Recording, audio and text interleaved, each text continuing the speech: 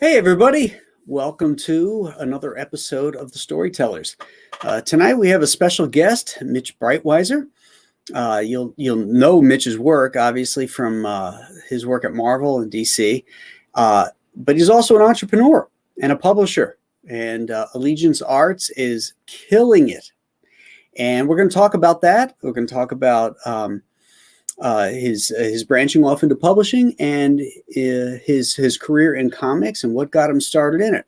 So let's get it going, and we'll bring Mitch into the room here. Hey, Mitch.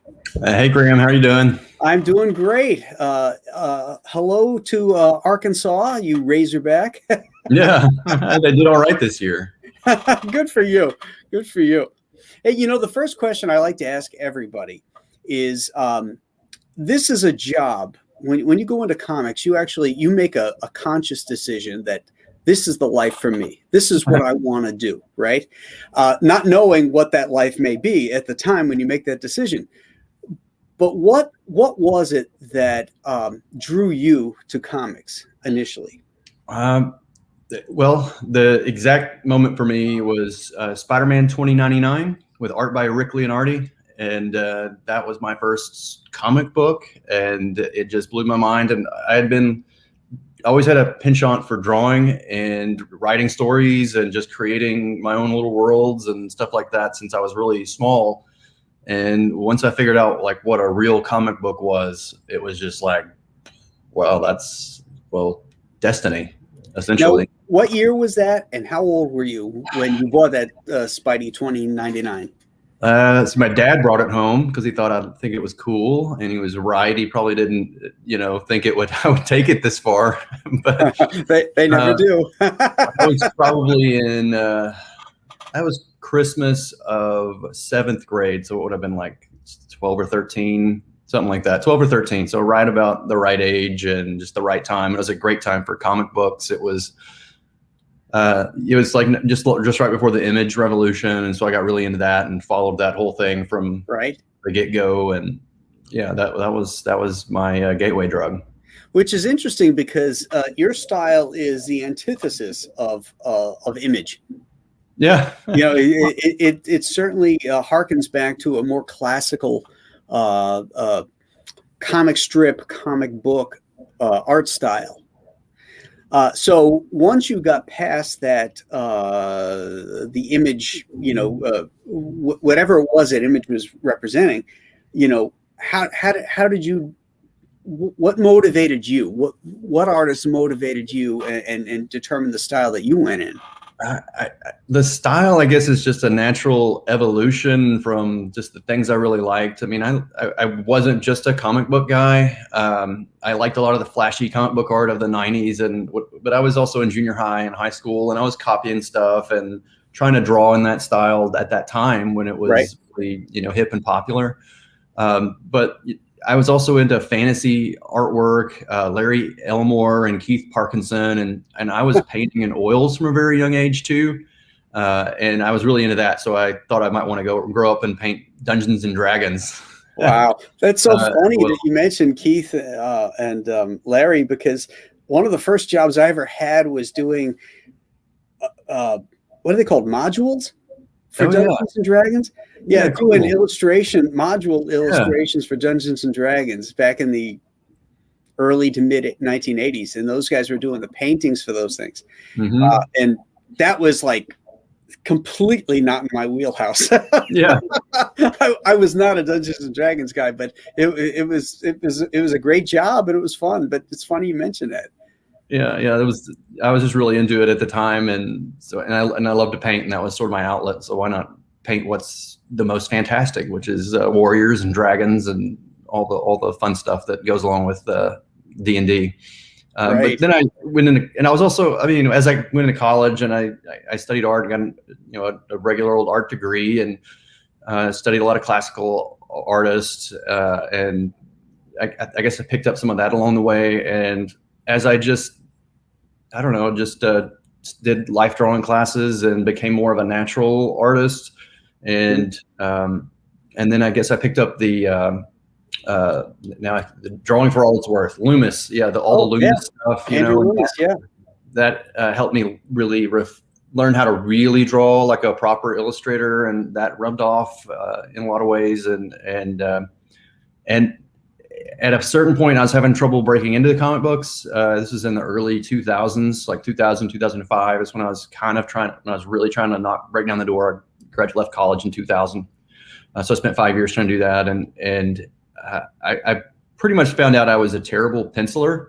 And I just picked up some brushes after I heard, oh, you got to pick up these Winsor Newton Series 7s because it's the sable hair that makes all the difference. So I thought, I'll give that a shot. And I started inking my own work. And once I've hit that track, it carried me all the way to where I am now. And I developed a natural brush style, and it complemented the way I was sketching and my loose sketch style. And now, of course, I work mostly digitally, and I try to, those sensibilities have stuck even in the digital format for me. Yeah, you have a very organic style. The way you draw and the way you ink, it's very much married together, I think. Thank you. Yeah. I want it to look fresh and expressive, but I also try to balance that with a lot of very grounded perspective and thoughtfulness in the structure. So I spend a lot of time. I hope what I hope to achieve is to make it look very, very easy, but in fact, it's actually not very easy. There's no doubt about it. I try to make things look loose and style and expressive, but also maintaining that sense of realism, which means you've got to balance proper proportion and perspective, and everything has to work and rest on its field of view and all that kind of stuff. So I spend a lot of time engineering those kind of elaborate staging and engineering those elaborate shots, and then trying to get the right loose expressiveness in the final ink and final form. It's fantastic to hear somebody say that, because it's so true.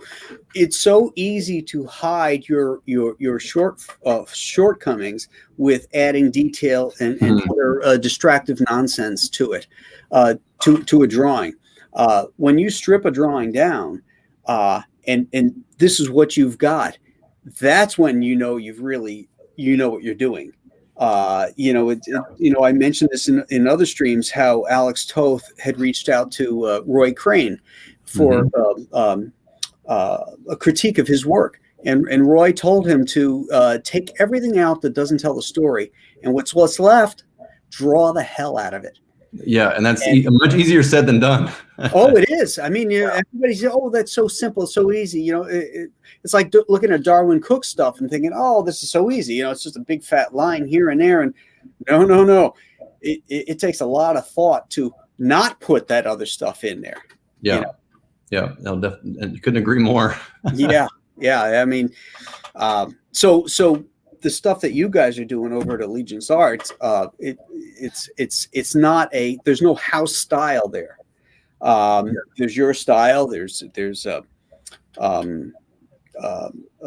style of Kelsey style, and there's David, Kevin and David style. Butch, yeah. I mean, every one of them is different, and yet every one of them is great. Well, I think it.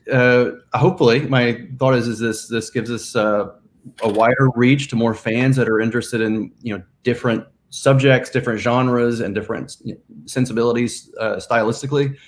But I like to think that like our house style is just great quality craftsmanship. And if that's what our brand, that's what I strive for the brand to be recognized as. It's great stories and great art, even though all the art is very different. The fit and finish is all the same, and it's all that same, level of quality work.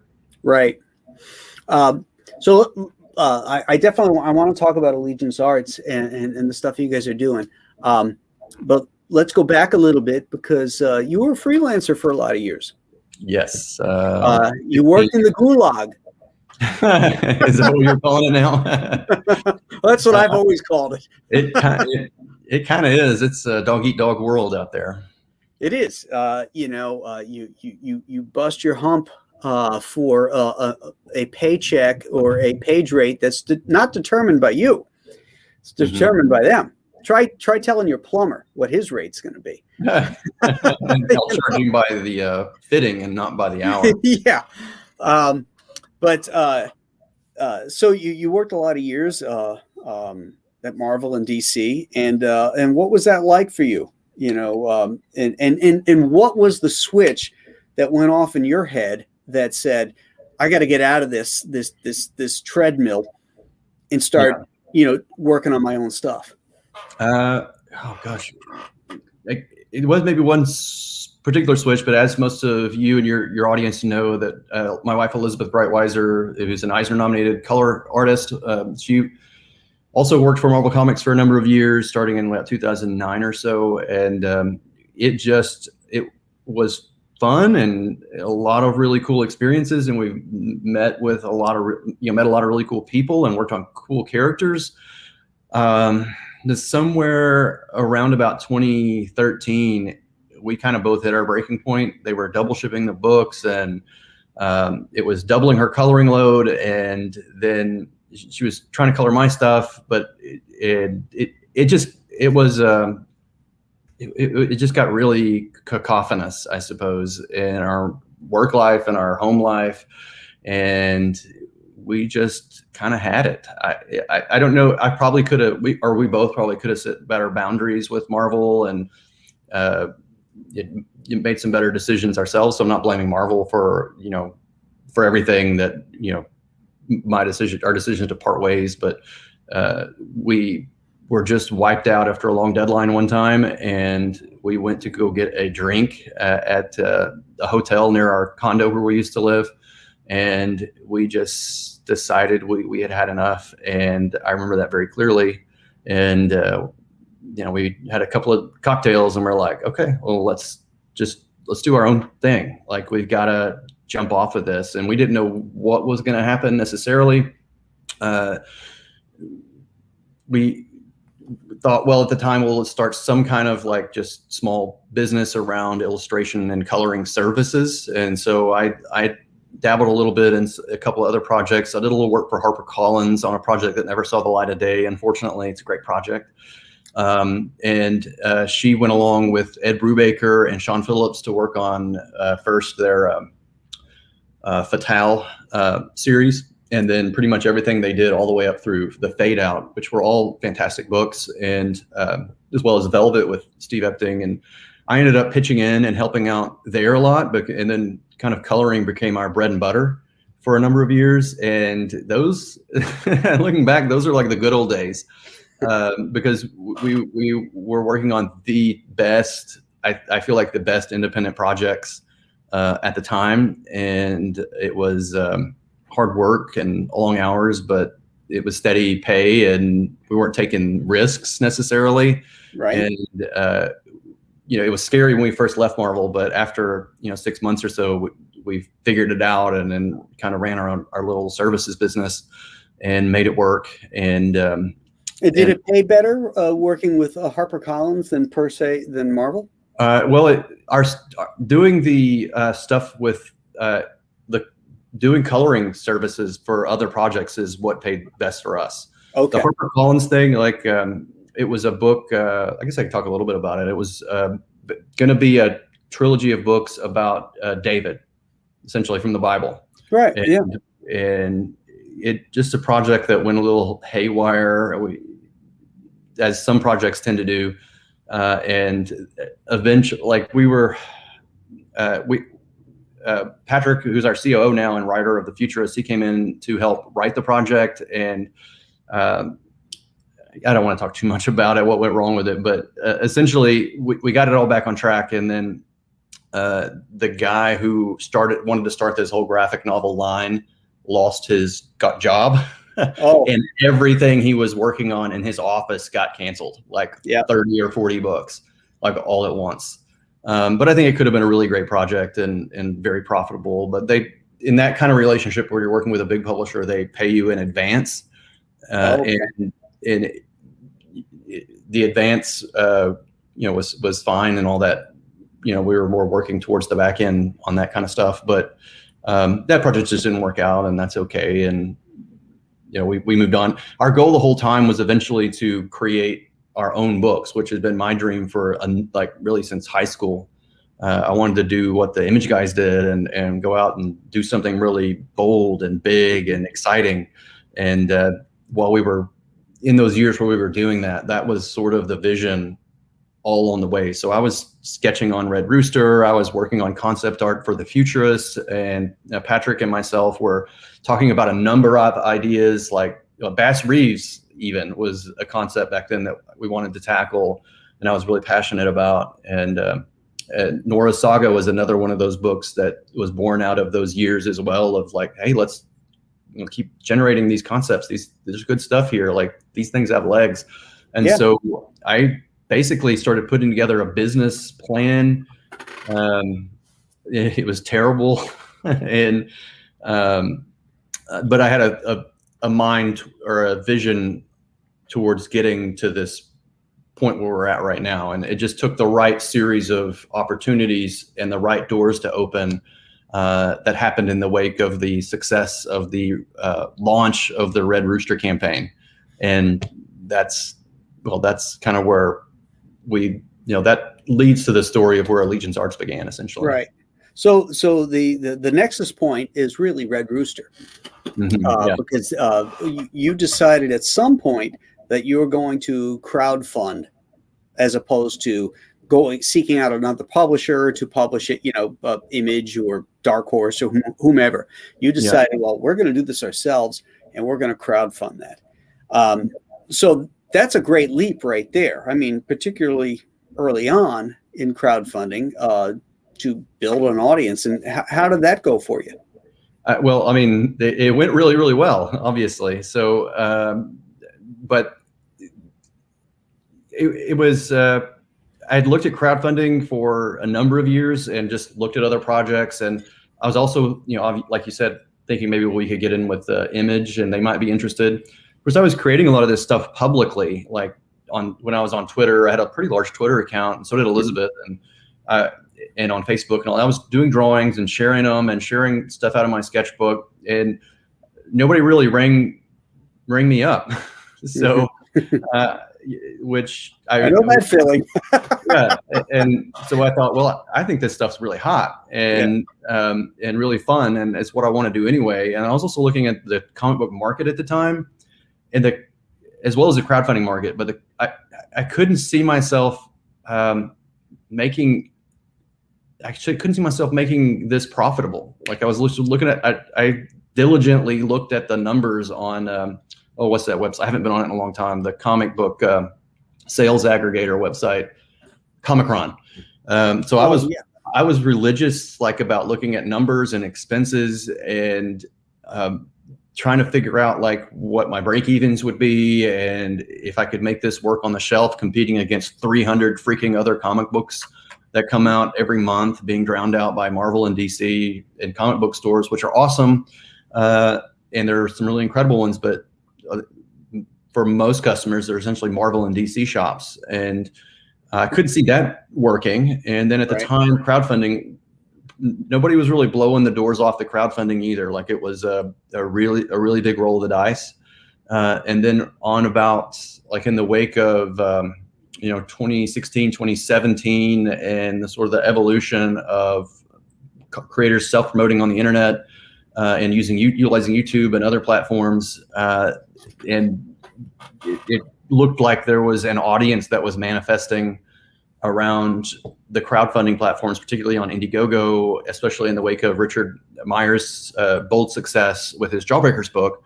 Right. And that's when we saw that was, we felt like there was a lot of crossover appeal with what we were creating and the audience he was building and selling to as well. And that was sort of, for us, it was kind of go time. And we were at a point where we just decided we actually had to take a leap of faith, because there was some real weirdness in the wake of 2016 in the comic book business. And we used to be kind of golden children in the business there for a while. And then it was made pretty clear that there wasn't going to be much for us in the future, and Right. it was very clear. And let's be clear. I mean, there's a wokeness that came about within the executive branches of these companies, and there were blacklists that were going around. There's no two ways about it. Maybe there were, maybe there weren't. I've never claimed that I was on any blacklist or anything like that. But who knows? I mean, I don't know. It's possible. But certainly I've heard some stories from other writers and artists that have stepped out or were kind of pushed out that were really big, 6 or 7 or 8 years ago, that basically were told that they're not going to get any work for whatever reason that I felt was pretty biased and not really appropriate in a business environment. Oh, absolutely. I mean, I can tell you flat out that it does exist, or it did exist, because I was doing some work at Marvel, and an editor offered me a project, and I said, They said, who do you want to write it? I said, Chuck Dixon. It was a Fantastic Four thing. I said, Chuck Dixon. And he told me flat out, as long as Axel is the CEO or the editor-in-chief, Chuck Dixon won't work here. I mean, it doesn't get any plainer than that. Yeah. I've heard similar stories, and So I mean, there's yes, and then I've had editors tell me that Dan DiDio took work out of my off my plate that editors wanted to use me for. So I mean, I know that's their loss. It's their loss and your gain ultimately, and I think that's what. Oh, absolutely, because all that stuff forces you to re-examine the publishing paradigm that is presented to us and has been presented to us for 80 years. These guys have held complete control of distribution and complete control of page rates and all that kind of stuff. And now that paradigm is shifted because we now have access directly to our customers. Through various platforms, various social media and stuff like that. And it's up to us now to do the work and get that out there. And we can become self-sustaining. We can become the creators that we've always wanted to be. And personally, I'm not lamenting it. I'm just saying the way it is, and that this is the best time to be in comics because there's no gatekeepers. You can do what you want. You can, and you're a perfect example. You guys are doing the kind of stories that people are craving that they're not getting from Marvel and DC. I mean, I've said this before, and I'll say it again. And I had Kevin and David on my show a couple weeks ago. Bass Reeves is my favorite comic. It's a great book. It is an amazing story of it's based on a real man, but the way it's presented, David's artwork is just there's nobody doing anything like him. It's very stylized. It's amazing, and Kevin's writing has so much heart.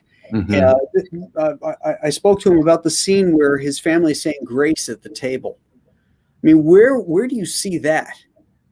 Legion Arts in a comic, with us saying grace. I mean, it's the world inside your window, I guess, to paraphrase. But yeah, it's what family is all about, is recentering and having those moments. And I don't think I don't want to gloss over that. It's a powerful, I mean, we're not setting out to do religious books by any stretch, but no. Bats was a man of deep and abiding faith, and it was part of his character. It's a part of all of his biographies. It mentions it, and quite clearly. And it has to be in there. It's something that really makes the man. And even if you didn't know the history of the real Bass Reeves, just the fact that it's not shoehorned in, it's a part of the character, whether he be fictional or real. But Kevin and David make him feel real, and so that's the best part of storytelling is that you're not beating somebody over the head with religion or because everybody's got different ideas, But it is part of this character, and it fits in seamlessly, and that's what makes it great. Hey, Brian Blevins, thank you for the super chat. He says, I get the best guests, and Mitch is a perfect example. And Allegiance has been killing it. Been seeing all the unboxings online, just masterful and gorgeous. Thank you. I can't agree more. You guys are doing great stuff. Hey, Dan Frag is here. Oh, nice to hear from Fragaboom. Yeah, big Fragaboom is in here. So you launched. You decided that. Well, let's talk about how Allegiance Press came about. I mean, first you're doing Red Rooster, and that was crowdfunding, and were you thinking in larger scale at that point about doing a whole line? No, yes and no, yes and no. Like I'd had this vision for a long time, and I had been analyzing the comic book market and distribution system, and I had ideas about how I would fix it if I had the opportunity. So it was really sort of like a perfect storm of events and opportunities, and I had the right. At least I had a plan, you know.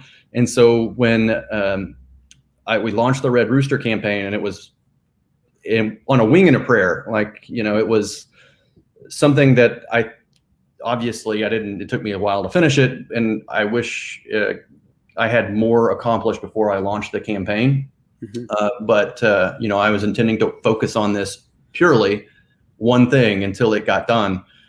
So we launched with some sketches and a great pitch, and got a lot of people, you know, were very excited about the pitch and the character and the drawings that were being created, the concept art for it. Mm-hmm. And it was initially going to be like a 48-page book too. It ended up being 72. But when it launched, and we had a $50,000 launch day, which blew my mind. Basically, right after that, I had a discussion with a partner that helped us launch the company, who's not with us anymore. Hey, this is what we're doing. This is what's going on. Here's the problems with comic books as I see it, and here are the set of solutions. There's essentially my business plan on how to fix it. And if we could, you know, basically the plan was, or the pitch essentially was, you got to get these things back in people's backyards. They have to be accessible, discoverable for kids again, and you got to get it where it's like ripe fruit on a tree. So they're out and they find it, they discover it, they pick it up, and a whole new world opens up to them. It's not, you know, and the problem with the comic books distribution is this, and there are a dwindling number of comic book stores are becoming harder and harder to find. And so that's shrinking the market. And my theory was if you could just expand the distribution to more what I call backyard retailers, like a Walmart or a Walgreens or a Kroger or things like that, then it could be absolutely huge. And you could, not only that, you could expose more kids to comic books, and you could just expose the general public to your fresh and new intellectual properties as well. And it resonated, and it, you know, basically led to, you know, a couple of calls and a couple of meetings, and then one meeting would open up another door. And we ended up, so Walmart is in our backyard. It's up in Bentonville, Arkansas, which is about 3 hours from where we are in Little Rock. And so at the time, like right after the campaign, essentially, we started taking trips up to Bentonville, Arkansas, and pitching like vendor reps or local business leaders, which there are a lot of them up there. There's a lot of really big businesses like Tyson Chicken, and just a bunch of, you never think about it. It's just way up in the Ozarks in the hills. And it's a lot of big, JB Hunt Trucking Company is up there, and just a lot of business built off the huge Walmart, you know, Leviathan that's up there. And we eventually met a gentleman named Cameron Smith, who last year became an investor in the company. And it was just a random meeting, and we went in his office and pitched him cold, and he let us just we did our spiel for like 15 minutes, and then he just said, you know, okay, stop. And he said, I get 10 of these things a week. And he's like, this is like the coolest thing I've heard all year, or maybe like in a long time, at least. He loved it. And he said, I want you to come up here and do this thing, but do the whole dog and pony show with the graphics and everything else in a month. And I'll put the right people in the room. So he's an executive placement firm guy. And he basically, if you're a COO or a CFO or whatever, a CEO or things like that, he helps you.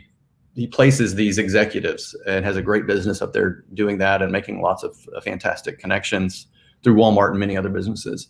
Okay. But so he has the Rolodex from God, essentially. So we went up there and did the song and dance again a month later. This was literally probably 2.5 months, maybe 3 months after we launched the Red Rooster campaign.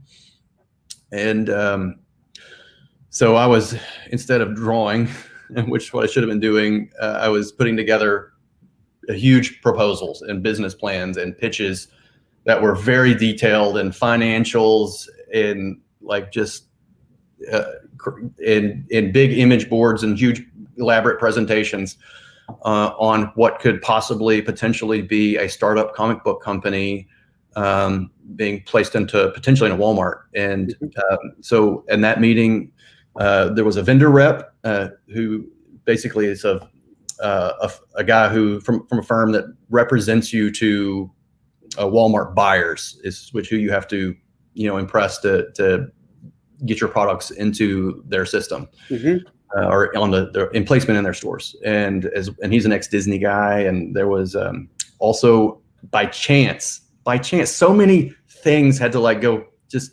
miraculously perfect in this. But by chance, our current distributor, ReaderLink, their flight was delayed because the weather in Chicago was bad or something like that. And Cameron invited them to this meeting, and they're like, well, our flight's delayed by 6 hours. So yeah, why not? We'll go and sit in this one and see what they have to say. And so ReaderLink distributes magazines and newspapers and comics and all across the country.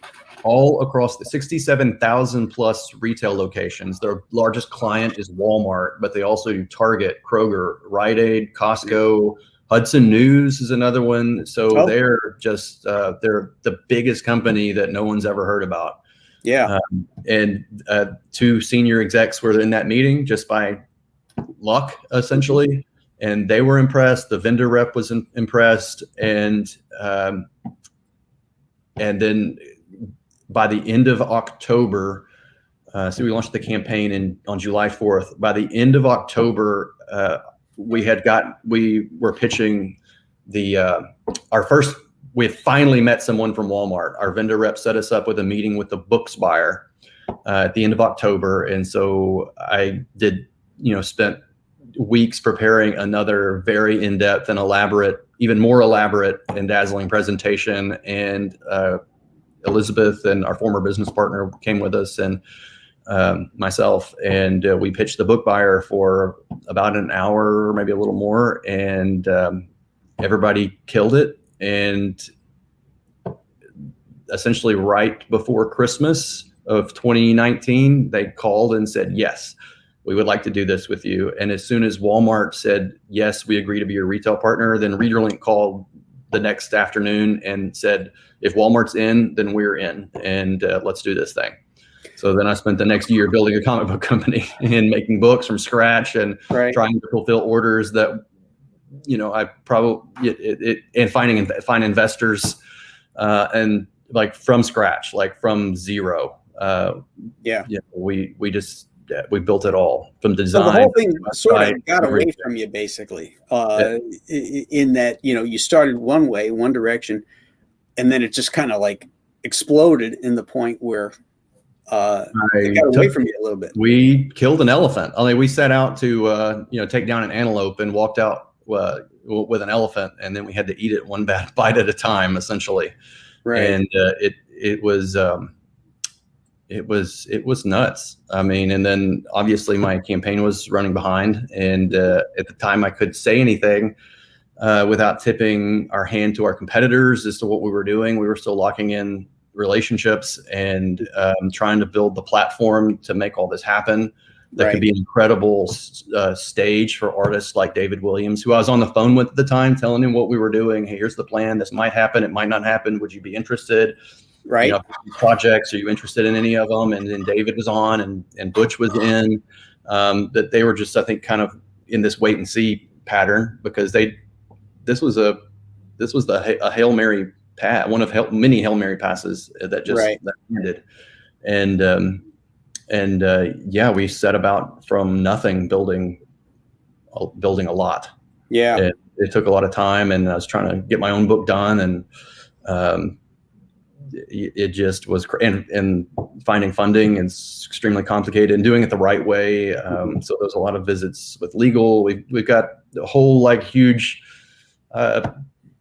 corporate documents and SEC filings and securities filings that no one will ever see, but that took a lot of time. And it's all the stuff that goes on in the back end of creating this kind of enterprise at this scale. And it was, obviously we'd never done anything like that before. And there's very few people that have. I mean, and then, and then all the design. So the website, which I built all myself, and all the assets, logos, book design, and which we'd never done before, and all that stuff. And we found some really great people along the way to help us out.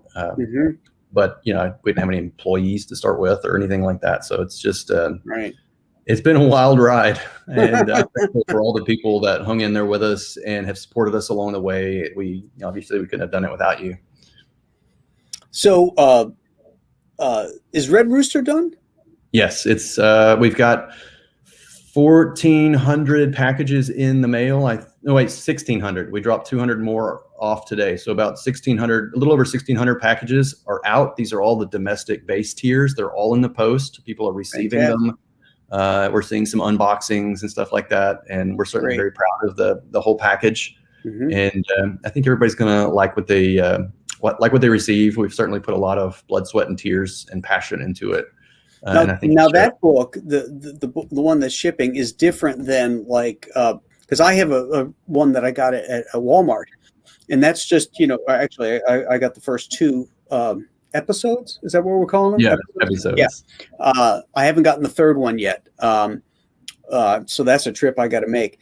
But the book that's going out now, that's like the whole story. Is that correct? It's the whole story. So it's those three. It's the 3 comic books, plus there's an epilogue in it as well. That's unique to this graphic novel project, and of course it's different in a number of ways. It's signed by Elizabeth and myself for one. It's got the gold foil cover. It's got some exclusive back matter content, and a number of other things that are really cool about it, like the slip covers that we did, and it comes with a trading card set, which was a gift to thank all the backers for their patience in the production of this, and the time they allowed us to build the platform that we built.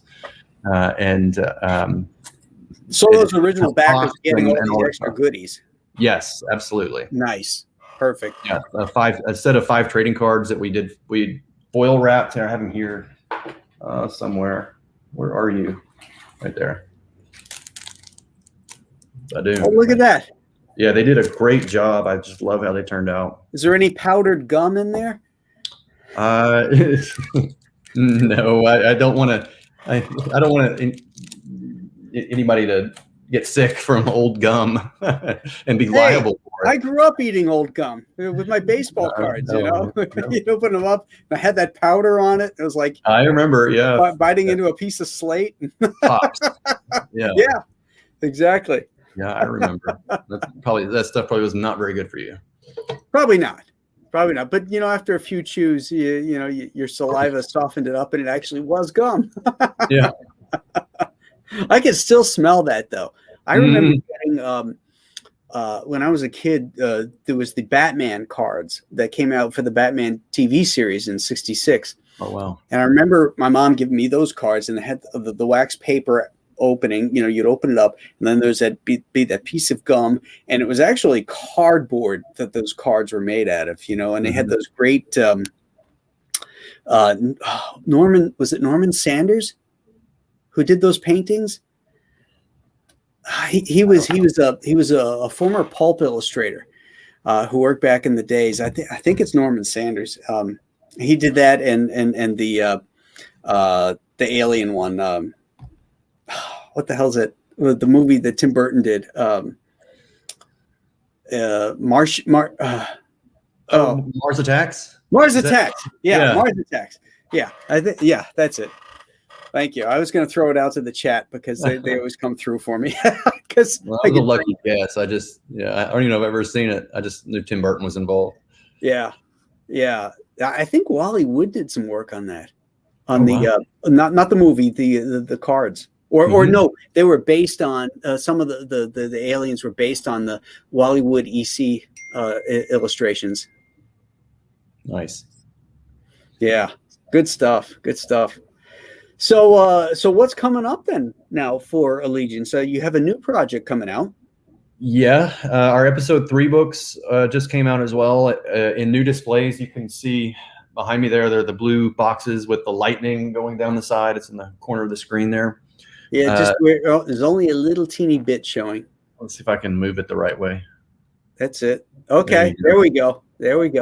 Yeah, so those are in 3,380 something Walmarts, or most of them, I think, by at this point. Not all the merchandisers are on the ball, but they'll go up eventually. Mm-hmm. And then we're working on the issue 4 comic books as well, trying to get those done and out. And we've got a lot of things going on. We've got a new project called The Saints, which we're very excited about. It's a beautiful, beautiful book with a thrilling script by Mike Barron, which we've just recently announced. Mike's recently completed the first issue, and I think he's sent in a draft for the second. Great. Mike's an outstanding writer. Yeah, so what we're going to do is similar to what we did with our bundle campaign. We're going to launch a prestige edition or a premiere edition, collector's edition on Indiegogo for this. And we have our pre-launch page up. It's at indiegogo.com projects /the Saints Saints. So the Saints, but it's on Indiegogo. So you sign up for our pre-launch page, which is live now. I think we launched it yesterday. Which is in the description, by the way, gang. Thank you. So it's in the description of tonight's show. So all you have to do is check that out and click the link and sign up. Yeah, go read the pitch. I'm really excited about this one. It's a lot different than our other books. It's in a contemporary setting. It's action adventure.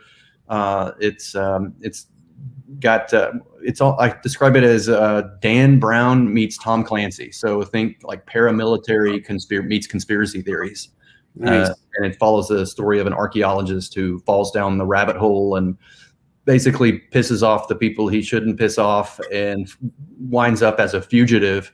And then he's recruited by this secretive organization called the Saints, whose mission essentially is to guard mankind from this ancient pernicious evil that's been after us since I guess we've started forming civilizations, and they're protecting our history, right? So the tagline on this is "Save the past, rescue the future." So it was inspired by our horror in watching the destruction of sites like Palmyra by ISIS. Yes. The sort of the massive destruction of sites of great antiquity across the Levant and other regions, which are terrible losses to civilization. And it's spun out of that. And Patrick and I are both real big history buffs. And so this really scratches a lot of itch for us. And Mike Barron too is really into history stuff. And I think he was a great fit for it. And then we have artists on it named Christian Rosado that we're super excited about. You just got to go check it out. Read the pitch. Check out some of Christian's artwork. It's just incredible. I think he's a real breakout talent, and he's going to be a big star. And we're really, really lucky to have him. Fantastic. Here's some guy. I don't know who he is. David Brohawk Williams has a question for you. What is your favorite book other than Bass Reeves? Oh man, I don't know. I like them all. I'm obviously very passionate about Red Rooster, so he's my boy. Yeah, well, you got to be the parent, Yeah. And we have some exciting things there too. We're working on we've engaged a writer. So after we're done with the Saints, we have a book that I've talked about for years. I talked about this when I was running the campaign originally. I thought, well, how cool would it be if we did like a series of short stories or maybe a little series about Red Roosters of the past. And so I cooked up this idea for a book called Red Rooster Legacies, because Red Rooster it's like kind of like the Phantom. It's a mantle that's passed from one generation to another. And my Red Rooster follows the story of Frank Cooper, which is set in the 1930s, and he's very much a man of his time.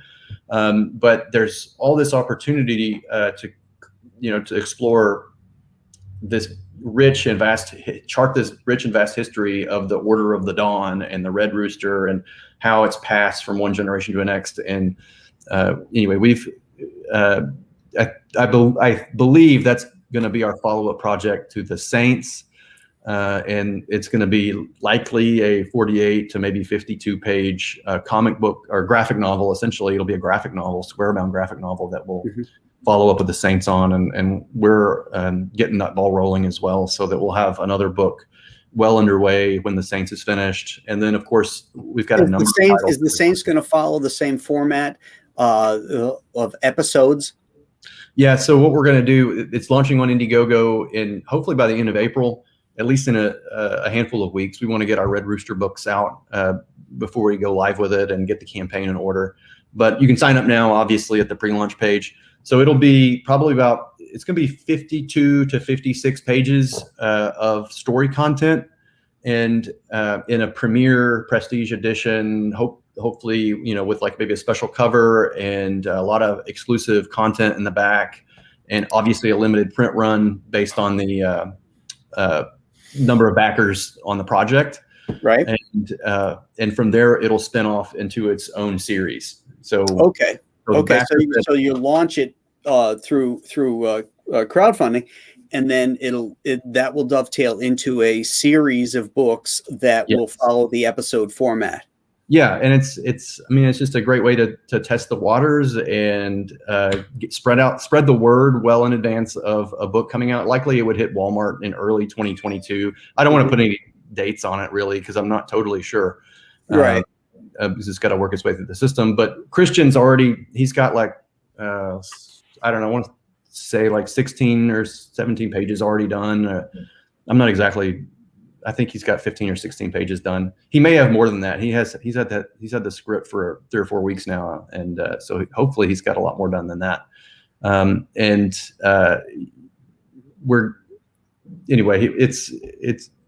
going to be great. I'm excited. I hope you just read the pitch and check out Christian's work. He's just an incredible talent and a super nice guy. Now, how many episodes are like your first series of books? You've got Red Rooster, The Futurists, Bass Reeves, Nora's Saga. How many episodes before those series are done? Okay, so what we're doing is 6 episodes in a season. So my thought is we're in Walmart, we're going to be in front of a lot of people that haven't maybe even seen a comic book in 20 or 30 years, or maybe ever, right? For that matter. But their parlance is more around Netflix shows and stuff like that. So we thought seasons and episodes were a great fit for that, for a new customer that was new to comic books, and also gives us those breaks, those season breaks. So we have a chance to like really do a hard stop and then reboot into season 2 where the world has changed dramatically or the characters are a little darker. Like it just sort of, when we can repackage the marketing material to show off, here's what season 2 is about. Like you enjoyed time can have elapsed between. Yes, so artists can take a break and catch up, or maybe we, something story-wise. The story-wise, there could be a lapse in, it could be 10 years later, or whatever. Yes, it gives you a lot of flexibility as a story craft, right? And also in marketing and changing out of talent, like if someone departs or whatever, and we can bring on someone else for a next season. However that works. It gives us a lot of like stop gaps. But allows the package to remain, nice and tight for those 6 issues for the season. And then we'll of course bundle the seasons into, hardcovers and stuff like that. So if you sign up early for the Saints, you get a 10% discount. Is that correct? Yeah, on our swag pack. So what you'll do is you sign up early, and that's the swag pack will have the poster in it and the trading card set, and it'll be on brand, looks just like this, but with the Saints logo and some of the cool graphics that we have for that. So you'll have a lot of matching stuff for that, and so the swag pack will get you all the extra goodies, and you'll be offered like a secret perk link. I believe that's how it works. Right. Yeah. That will perfect give you access to that at a 10% discount. Excellent. So sign up for that, guys. Yeah.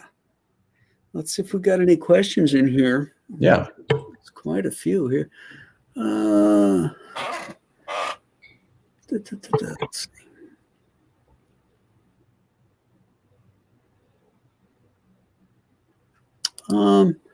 Shadow Sentry says, will Red Rooster be offered again in the future? I had to get a refund due to personal hospital bills during the COVID last year. Oh man, that's a bummer. We had a number of people that encountered similar circumstances, and but I really appreciate your continued interest, and we'd love to get you one. Our plan is to have at least one tier in the Saints campaign that will offer a bundle of Saints and Red Rooster together, because we've got a lot of people that either didn't know about Red Rooster or what we were doing, and didn't know about the campaign, and then a lot of individuals like yourself that had to back out for one reason or other, but they're still interested. But yeah, we'll offer that on the Saints campaign, and then beyond that, maybe, I'm just not really sure. We'll have to see how many I have left over at the end of fulfillment, and we'll probably make like 100 or 150 available with the Saints. It'll be limited, obviously, because when we do these crowdfunding campaigns, the idea is it's a limited collectible, but you want to print extras, for comps for whoever might need a comp, like you got to overprint relationship or friends and family and things like that. But we have a few overages, but it'll be limited. Number will be offered during the Saints campaign. I just don't know how many quite yet, because I got to get through fulfillment. Yeah, I'm doing the same thing with the Alien Alamo. I've offered the Shanu, because those two books are actually connected. All the books in my series are all interconnected, and readers didn't know that when they bought the first one. So I put that up there. But again, like you said, it's limited because I didn't know they were connected. That's cool. Yeah, I'm weaving a tapestry of one like horror, sci-fi, supernatural universe, cool. And it's all going to interconnect into one major story. Yeah, I dig that. I mean, we kind of have that going. I mean, the Saints actually, fans of the Futurists are going to like the Saints. The books have a few threads, and I don't want to spoil too much, but they have threads that intertwine just a little bit, and I'll let the readers and customers find those threads and play with them. But they link up a little bit. That's part of the fun of it. Is I love dropping Easter eggs into the stories and stuff, like even stuff that I'm not doing under Compass Comics. Like I did Joe Frankenstein for IDW with Chuck. I gave a shout out to Joe in the Shanu when the guy says, oh yeah, this. He's kind of degrading the idea that there's this monster. He says, I'll bet you think that that old chestnut about the kid living in the grain elevators with a monster is real too. It's a direct mention. But if you didn't understand it, you wouldn't have got that. And I love that kind of stuff. Yeah, we have we like doing that too. It's a lot of fun. So Leg Kick wants to know: did you study pre-World War II artists to get your style, Mitch? Yeah, of course. I mean, I studied a lot of fine art stuff in art school, and I loved Michelangelo's drawings and Peter Paul Rubens and some of those artists that did real epic anatomy stuff from the Renaissance and even I like a lot of pre-Raphaelite art, and I love John Singer Sargent. I'm a really fan, especially of his watercolors. They're freaking mind-blowing. Yeah. And I just have a painter's sensibility, and I think just some of that bleeds in. And then I guess I don't know. To me, my style feels something that's just a natural evolution, and I wasn't again, like studying any one particular thing. It's just trying to figure out what works for me and my brain and the way I'm wired up and the things I really like, things I enjoy. That's fantastic. Yeah, there's so much great stuff out there. Yeah, you know, I think as a writer and an artist, you're always observing. Mm-hmm. You know, you're always adding things into your library. You know, I posed this question to Chuck Dixon and Howard Chaykin once, and I'll pose it to you. Let's see if you agree with the statement that writers and artists are observers, not participants. I would say a good writer and a good artist observes a lot, and when they participate, they make it count. Mm-hmm. Mm-hmm. Right? I think when you make a statement, it has to have power. And you can make a statement with words, or you can make a statement with an image, or sometimes both together in this terms of a comic book. Well, certainly, when you do, you want to make it when they're doing their art. But what I mean by the statement is that, let's say you're at a social event, you're not really there, you're observing. Right. Yeah. And you know, and I find myself this way. I'm listening to conversations that I'm not really listening to, but I'm picking up cadence. I'm picking up dialect. I'm picking up storytelling. Mm-hmm. I'm looking at things like, what's that person wearing? Why is that button going the opposite direction? You know, like on a woman's blouse. You know, things like that. You know, the things you observe. You know, and like, we'll watch things, my wife and I'll say, well, you know, did you notice that the blah blah blah blah blah? And she goes, why would I look at that? And I'm like, yeah, you know, humans in general we're pattern recognition machines that allows us to learn languages and build ships and do all the incredible things we do and categorize the world and nature around us. And I think artists just have that just turned up to 11. And you know, that's how I feel about it. Thank you, Leg Kick One, for the super chat. Is Alexander Dumas an inspiration for your stories? That sounds really familiar, but I can't put a work to the name. You may have to prompt me on it, but possibly. Didn't Dumas write The Three Musketeers? Oh, okay. Yeah, which I read. So apologies, Mr. Dumas. Yeah, but he never did a comic. Come on. Yeah. Yeah, I mean, I suppose so. Like, that's the kind of stuff I used to love to read. So like, I think in all these, the pirate books, what's the name of that book?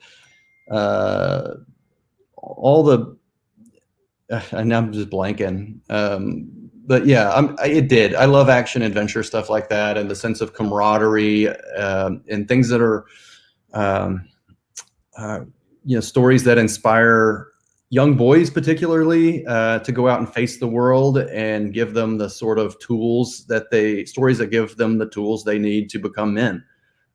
Those are great stories that resonate through time, and I'm honored that you see a correlation there. Yeah, that's interesting. That somebody could see that in your comic work, you know. But I think that's true. Like, when you look at original comics, stuff like Batman, you know, that had that Zorro and Three Musketeers feel, and it's same thing with the Superman, and all those early superheroes had that classical heroic fiction feel to them. And I think that's missing in a lot of comics today. I mean, they're so narcissistic and just what's the word I'm looking for? Frank Miller brought this sense of darkness to comics, and I think it does superhero comics per se a disservice. You know, I mean, if you want to write noir comics, you know, and other genres in that style, perfect. It's great, you know. But it's just that superhero stuff is supposed to be uplifting and aspirational, and now they're you know, they bring you down. Yeah, I mean, I can't say that I've read too many mainstream comics lately, and maybe for that reason, you know. And I enjoyed Frank Miller's work, especially like his Batman book, and I read that in college and thought, oh, Sure. that's like it's a curveball, and it also was a product of the time, I think, too, and it made sense because he was painting a contrast to what had come before, and it was a stark and dark contrast. In almost in the I think like almost like Caravaggio, and compared to like a Michelangelo. There's a lot of years between the two painters, but like one was, you know, fully lit, you know, cherubs and naked Adam and God and all that stuff, and the other was just dark and brooding. And he was a dark and brooding guy. He was a murderer and all kinds of, you know, a real piece of work in a lot of ways. But it was the contrast that worked, and it shocked people and moved them in a particular way. So, but I don't think you want to live in the realm of darkness all the time. You know, it's like a place you want to visit every now and again. Nor do you want to live in the realm of narcissism all the time either, as you kind of you compared the current situation in a lot of mainstream books too. I think it's in my opinion, I think it's driven a lot by Twitter. Mostly, I think a lot of people are just overly engaged in that sort of instant power and gratification that comes from the dopamine that comes out of getting likes and getting boosted and getting some fame, even if you don't, you know, these days it's very possible to get a lot of fame without a lot of substance, and I think maybe that bleeds over into things like comic books and movies and stuff like that. I don't know. You know, I'm not like when comics is through with it, I'm planning on becoming an influencer, because evidently I don't need any talent, and I'm good with that. You know, I just want to go on, you know, these social platforms and become an influencer. You can start an OnlyFans page. What's that? You can start an OnlyFans page. I hear that's really big now. I don't know if anybody wants to be influenced by me, though. H-Man wants to know, Mitch, is Red Rooster from Arkansas? Red Rooster is from Big Town in Cochran County. And I've created a fictional world where, you know, some of the places are mentioned are real places, but he was from Big Town. It may or may not be a reference to Little Rock, where I grew up, but but it's just sort of inspired by the world that I experienced, and also the fact that no one had ever done anything like this. Like, there's 100,000 heroes for Manhattan and Metropolis and Gotham and everywhere else, but there was not too many, like, you know, big town heroes, essentially. Sure. Right? Or small city heroes, and once I you know, I had this character and I had this world, and once I sort of created a character, Red Rooster, and you think it would all be really silly and kind of ridiculous, and it could be, but so could Batman and so could Spider-Man. But once I decided to play it straight and knew the guy didn't have any superpowers, then I realized at some point down the line, I was creating a universe and a set of characters that were really special, and I became more stewards of an aesthetic. I'm a steward of an aesthetic that's called Southern Gothic Cape and Cows, in much the same way that Batman is an aesthetic. It's urban Gothic Cape and Cows mysteries. Right. That's right. what Red Rooster is, except you switch the urban for the Southern, and then everything falls into place. That's fantastic. That's a really great kind of a switch on the idea. And no one's ever done it. And I just happen to, live just have the right set of life experiences and the right gifts from God to be able to make it happen. And so it is. And now we own it, and we'll make them as long as we can. Big town. All right. Please ask Mitch if Elizabeth will say hello. If not, please tell her I appreciate her work on Fatal. Is it Fatal or Fatale? Fatale, I think Fatale. It's pronounced off of Femme Fatale. Oh, gotcha. Okay. Yeah, it's the book she did with Ed Brubaker and Sean Phillips. And, fantastic. It's very good. Yeah. Maybe she'll come in here and say hi. She's probably listening. Precious on, Elizabeth. All right. Let's see.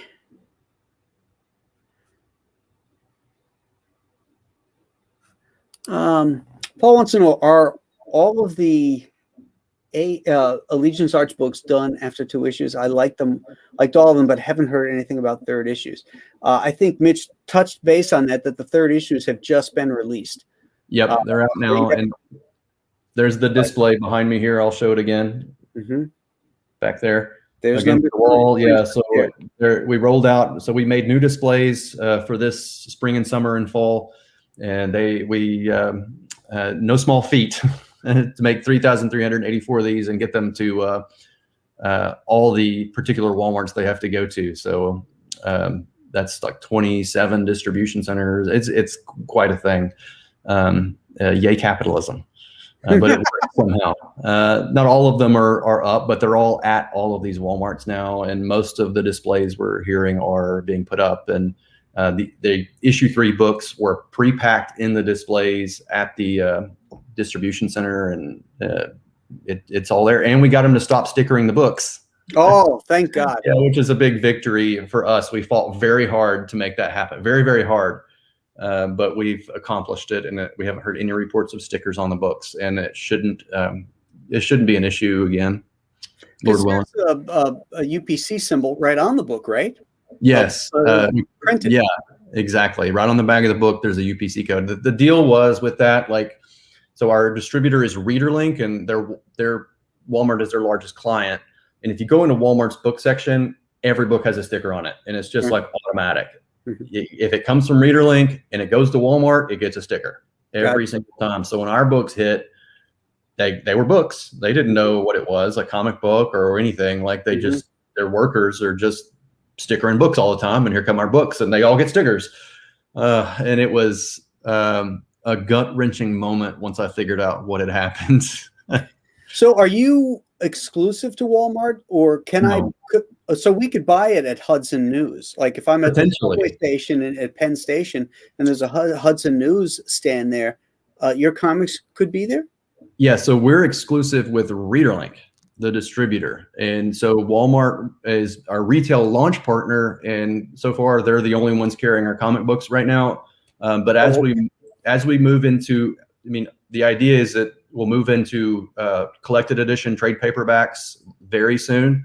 Okay. And those ReaderLink can take them wherever they want to go. So we don't have anything to announce at this time, but their distribution reach is quite vast. Right. We are very excited about getting our graphic novel trade paperbacks, especially much further afield than Walmart. Mm-hmm. Well, it'd be nice if you could get the comics too, because you had mentioned the whole point was to have comics be discoverable. Whereas now you have to seek them out. You have to go to a comic book shop. Whereas when I was a kid, I could go to any newsstand in New York and find a comic or a 7-Eleven or whatever. And I mentioned Hudson News because I remember getting out at Penn Station and Hudson News was there, and they would have magazines and they used to have comics there many years ago. I would love to be able to walk through a train station and see comic books. Me too. I really would love that. I hope to make it happen. So we have the right partnerships to make it happen, and obviously Walmart. We wanted to honor Walmart.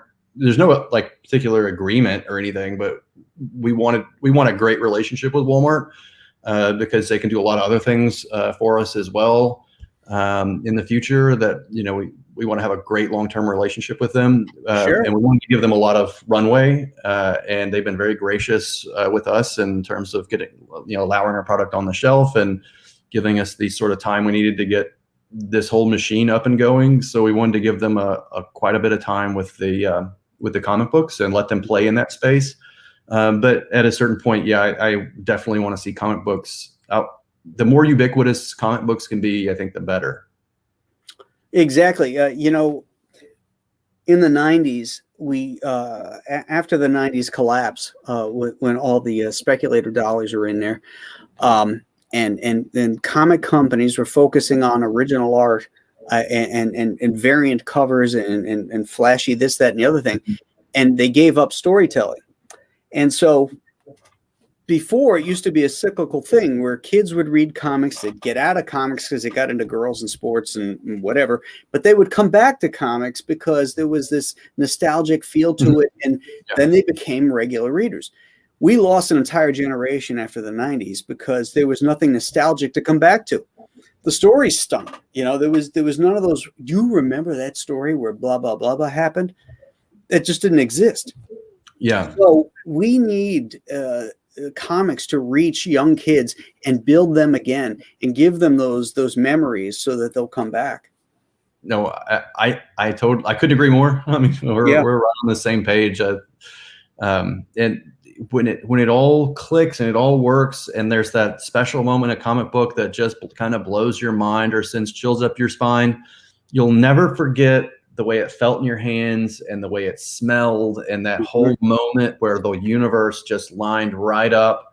And once you do that, I believe it sets off a chemical reaction in your brain that makes that thing a permanent part of your life and your life story, and your journey through this world, your ability to just, I don't know, just zero in on these special moments and allow yourself to be, your mind to be just rattled by some creators at the top of their game doing what they do best, and then saying, hey, if they could do it, I could do it.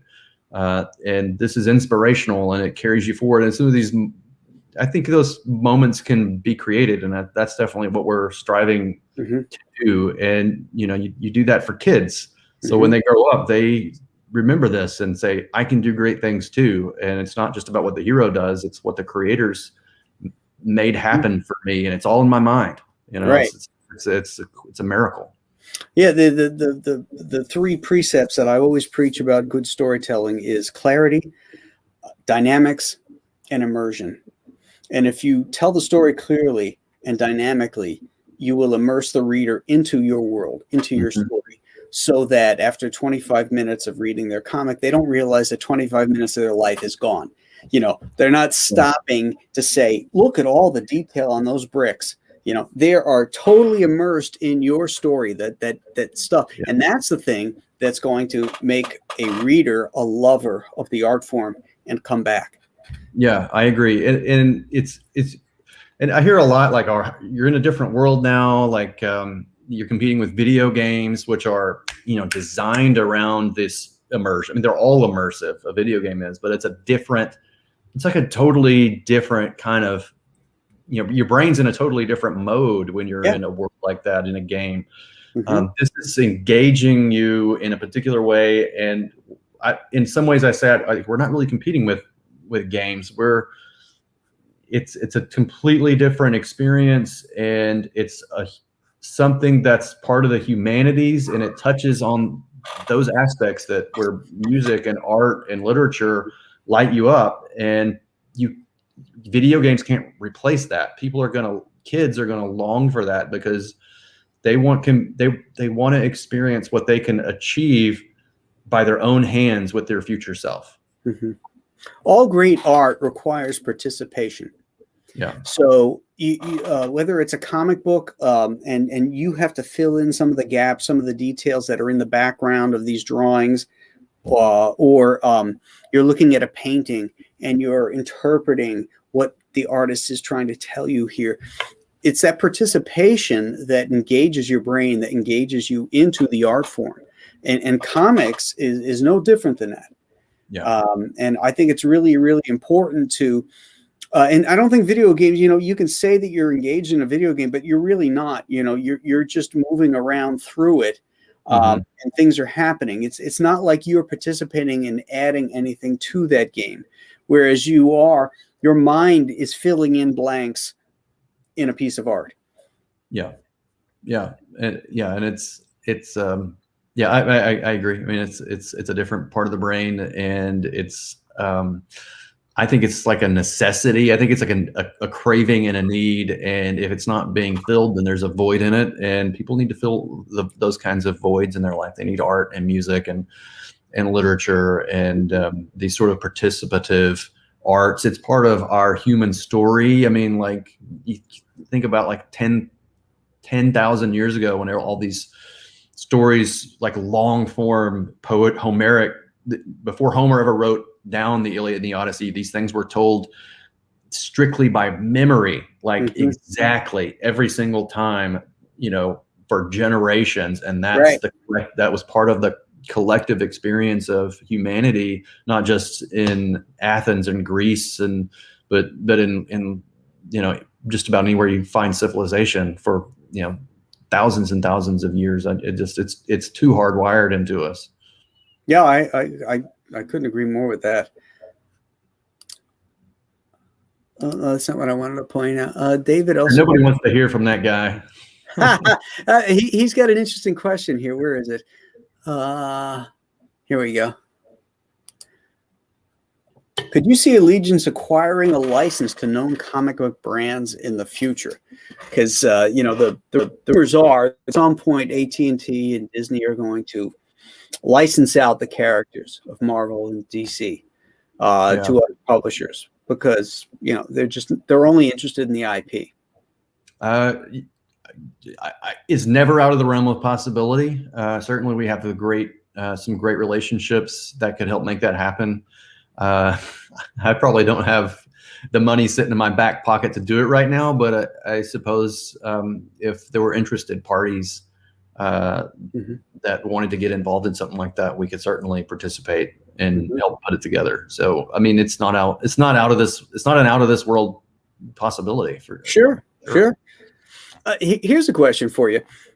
If money wasn't an issue and both those companies were putting up a garage sale of their characters, and you could buy one to publish, what would it be?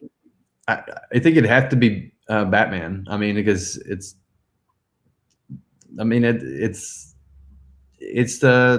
kind of everything you want in a comic book. It's got, obviously, you got staying power and mass appeal. And I'd have Kevin Grievous write it and David Williams draw it. Well, I know he's happy to hear that. He's sitting right here. Or maybe that, David, you better kick in some money to the fund here so that they can buy Batman. Yeah, I'd buy the Fantastic Four. Oh, yeah, that's a good one too. It's one that one that goes like hot and stale, depending on where the culture goes and which creative teams are digging deep into it. You know what I mean? So you need the right people. I'm assuming you and Chuck have something in mind for this. I mean, Chuck and I are huge Fantastic Four fans, and I said this in another stream one time when the question came up, because they said, well, what would you do? The Fantastic Four came about through a space race, and we're going through a space race now, only it's corporate. It's not government. Yeah. And the corporations are vying for these lucrative contracts. And so Reed Richards is basically Elon Musk. Yeah, I see it. Yeah. He cuts corners, like he did in the original story, because he's got to be the first one to prove his rocket's the one that's going to be the one that can deliver payloads and stuff like that. And so, they get exposed to the cosmic rays, blah, blah, blah, but that brings him into the here and now in a way that doesn't negate any of his history. And you can just go from there, I think I love that. And if they ever steal you guys' idea, I should keep my mouth shut on these streams. They're probably listening to it and go, you know what? That's a good idea. That is a good idea, and that you better not do it now. But yeah, that's awesome. I really like that. I'd be really into that. I thought I never really watched. I've seen some of the films like in passing. I don't even know which ones are which anymore on the Fantastic Four, but I always thought if they got, it's too late now. I think the moment has passed, but back when they first thought about we're doing these Fantastic Four films, was this like 15 years ago or a decade more ago? I thought they should have got Wes Anderson. If they had Wes Anderson do a Fantastic Four film, it would have been amazing. And maybe I'm like way out. I'm way out. I know I'm out on a limb on that. Yeah, I don't know what to say about that one. He would have done an awesome Fantastic Four. I think it just would have been bonkers and crazy. But I think the moment has passed. It would have had to have been probably 10 or 15 years ago. Wow, I'm gonna have to think on that one. I mean, he does the quirky family, slightly dysfunctional or very dysfunctional families and individuals storylines, and they have a lot of charm. And I don't know. I think it could have worked, especially if it was kind of set in the '60s, and was kind of true to the original. When they do that kind of stuff, if they set it in the '60s, it's like raising a flag of defeat, saying that the property no longer has a modern day appeal. And I couldn't disagree more. I think it does. They just have to go back to the things that made it appealing and modernize it. Yeah. I like you guys' take. I think it's awesome. Yeah, that's my take. I haven't even told Chuck about that one. So okay. I'm not giving him any credit for that. All the credit goes to you then. Brian says, JR said he was returning to Marvel. Do you think he'll take charge of the Fantastic Four to help push the new property? Do you think he will ever see Spidey, Wolvie, Hulk, Ghost, FF? We will ever see Spider, Wolvie, Hulk, Ghost, FF again. Not quite sure what the question is there, Brian. When JR was on my show a couple of weeks ago, it was the first. This is interesting, Mitch. It was the first time in JR's career he wasn't under contract. Oh wow! Can you imagine that? Yeah. I mean, he's a quintessential career guy. Yeah, he has always been locked down into exclusive contracts, and so he was exploring some other things. He's working on a project with Howard Chaykin, and he just announced recently over the last couple of days. I think he just signed back up with Marvel. So, best wishes to JR. If that's what he wants to do, I think that's great because Marvel could sure use the help, and JR is an incredible storyteller. Yeah, he's a serious pro. Oh my gosh. Yeah. If done properly, the FF are explorers. Yes, I agree with that. Yeah. No, that's dead on. I like that. Dr. Mass says I would buy the Creeper because I love the character and probably yeah. Well, you're not wrong there. He was no object, so I went all the way. Yeah. Chuck and I had a Creeper pitch in front of DC just as things were starting to implode over there. And I ended up leaving DC, and a lot of my editors and stuff were losing their jobs and stuff. But prior to that, we started peppering our stories with Creeper stuff. If you go back and you look at some of these stories, there's an annual one where there's Jack Ryder signs like for his TV show in the background. So there's all these little Easter eggs we were dropping about this Creeper series we wanted to do. That was going to be very true to Ditko's thing. And, it's just one of those things that just didn't materialize. Well, it happens. Yeah, that stuff happens. Everything happens for a reason. Don't you agree? Yeah, I think so. I believe in fate and destiny and providence, I suppose is the best word to use. But yeah, I think so. Things happen for a reason, and some things don't work out for a reason. And you know, your life goes a certain way, and you you play the cards you're dealt, and you know, you do the right thing, and it'll work out. Yeah, you know, I talk about being an observer as a writer and an artist. That also means observing what's going on in your life and in your career and stuff. And you have to, you know, sometimes you want something so bad, you don't realize that it might be toxic. It might be the wrong thing for you.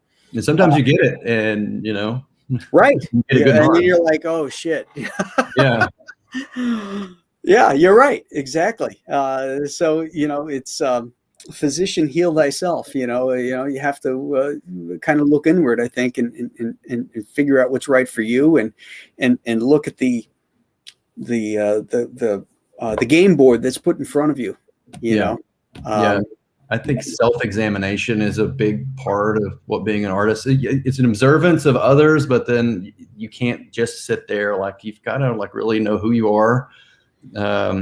I guess the Socrates says the unexamined life is not worth living, but I guess maybe the unexamined artist is not worth drawing, I suppose. Paraphrase the great philosopher, but yeah, I don't know where I'm going with that. So Dr. Mass says you're going to make me go back and read your whole detective run, aren't you? Yep, that's your homework, Dr. Mask. Go read it. There'll be a test next week. All right. Well, I think we've covered all the questions here that we're going to get to. Well, almost an hour and a half. So yeah, it's been fun. I had a really great time. Yeah, I want to thank you, Mitch, for coming on and telling us about your journey. I wish you and Elizabeth the best with what you guys are doing, because you're doing yeoman's work. You're doing great comics, and you're just you're both you guys are just super people. And thanks for coming on The Storytellers and sharing your story with us. No, thanks for having me. I appreciate your time, and I appreciate your audience, and I appreciate everybody out there who's checked out our books or backed one of our projects. And I hope you'll consider doing it again. And I hope I hope that the hard work has come across. And thank you. And go to the description of this show and click on the sign-up sheet so you can get on Allegiance Art's newest project. Yeah, the Saints. You won't want to miss it. I just can't shout Christian Rosado's praises enough. He's a super talent, and he's going places. And I'm glad he's going places with us for sure. And I think you'll all enjoy it, especially if you're fans of Graham's work and some of the books and genres stuff we've been talking about this evening. It's right on that. Absolutely. So have a great night, guys. Next week, we're going to have Marvel superstar Adam Kubert on the show. Nice. So that's going to be a fun show. And Saturday, for Saturday Morning Western Roundup, is going to be The Last Hard Men, talking about the Charlton Heston, James Coburn film. So tune in for that Saturday and come back for Adam Kubert next Wednesday. Oh, and The Professionals is tomorrow night. I think it's on Billy's channel. So keep an eye out on that.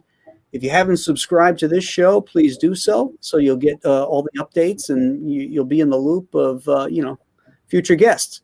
So thanks for tuning in, gang, and we'll see you Saturday morning. Bye-bye.